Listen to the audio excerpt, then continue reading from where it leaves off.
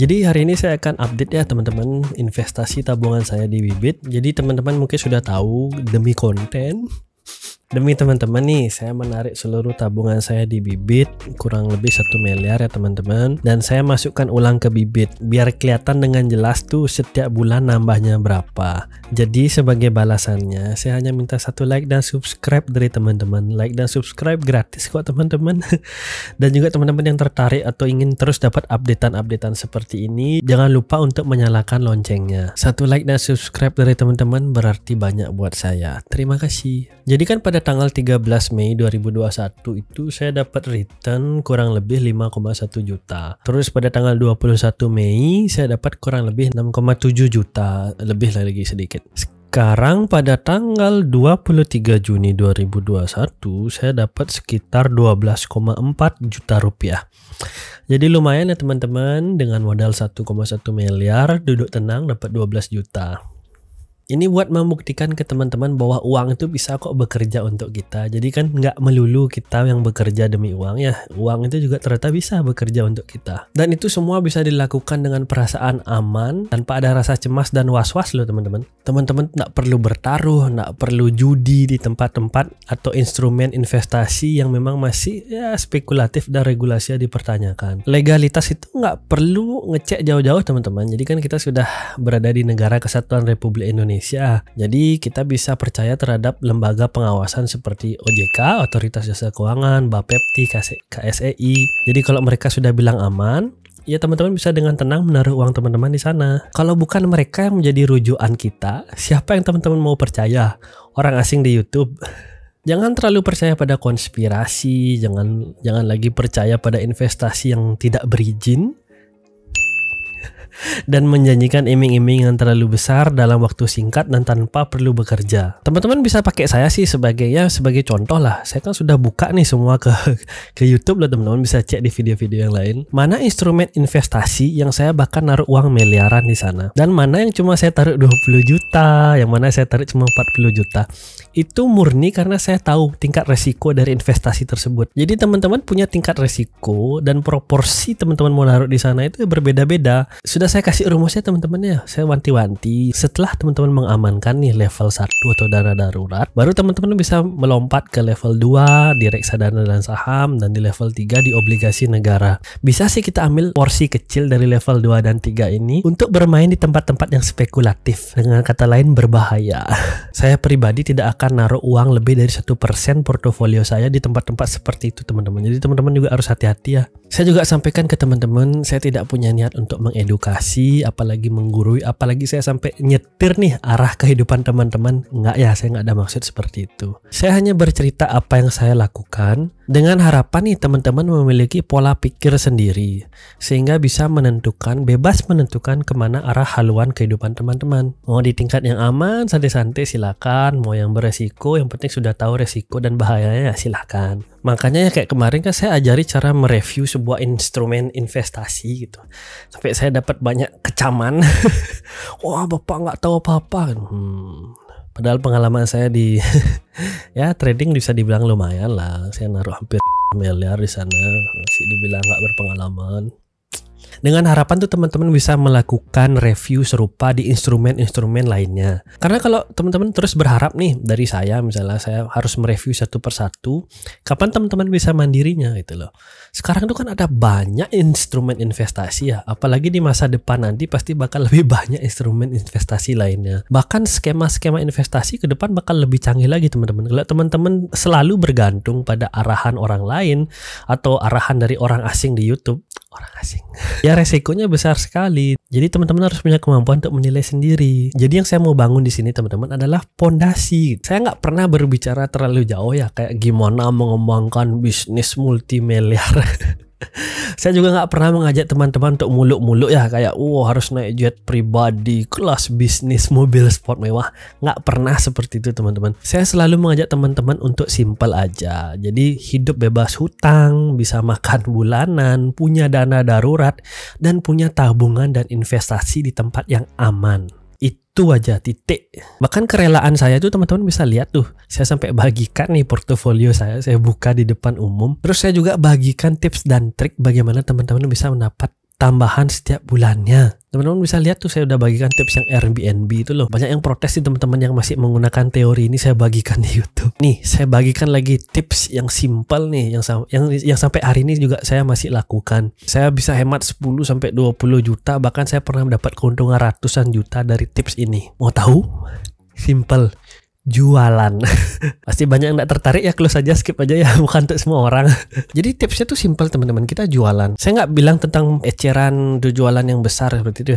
Saya cuma bilang jualan yang kecil-kecil aja, jualan barang bekas lah istilahnya. Apalagi teman-teman yang di Bali nih, kita bisa join kayak grup jual beli barang bekas di Bali, ya, buy and sell in Bali. Teman-teman bisa pilih kok, banyak ada grup-grup barang bekas seperti ini. Pastikan nih yang grup yang memang ada adminnya, terus jumlah membernya banyak itu. Kalau sedikit kan siapa yang jualan, siapa yang beli. Jadi kalau ada bule datang ke Bali kan mereka sewa rumah, makanya kita siapin Airbnb untuk disewain. Kenapa bule menyewa? Karena mereka tidak berhak untuk membeli tanah atau properti di Indonesia. Nanti saya jelaskan di video terpisah lah tentang properti. Kan itu udah level 4. Terus mereka kan beli furnitur, beli kursi, sofa, kasur, dan juga beli barang-barang elektronik yang memenuhi standar mereka di negara asalnya. Nah, setelah selesai nih urusan mereka, baik itu kunjungan kerja, bisnis, atau liburan, mereka kan pulang ke negaranya. Barang-barang yang tadi itu loh teman-teman dijual bapak dan ibu di bawah harga pasaran. Bahkan ada yang kepepet nih karena jadwal flightnya, jadwal terbangnya itu sudah mungkin besoknya gitu. Mereka jual murah sekali, bahkan dibagikan gratis. Ada. Ini contohnya teman-teman ya. Ini saya beli Panasonic, mesin cuci Panasonic yang 10,5 kg. Jadi saya cek harganya, harga asli di Tokopedia itu harga itu 5 sampai 6 jutaan gitu. Dan ini dijual sama orang dengan harga 2,5 juta. Tawar lagi, saya tawar lagi dengan harga 2 juta dan dikasih gitu. Jadi saya datang, saya cek barangnya masih ada garansinya, ya udah saya ambil aja gitu. Terus ada kulkas tuh, harga barunya tuh saya cek kan kelihatan nih spesifikasinya. Saya cek 7 sampai 8 juta. Dia lepas dengan harga berapa? 4,5 juta. Saya tawar 3,5 dikasih, ambil langsung gitu.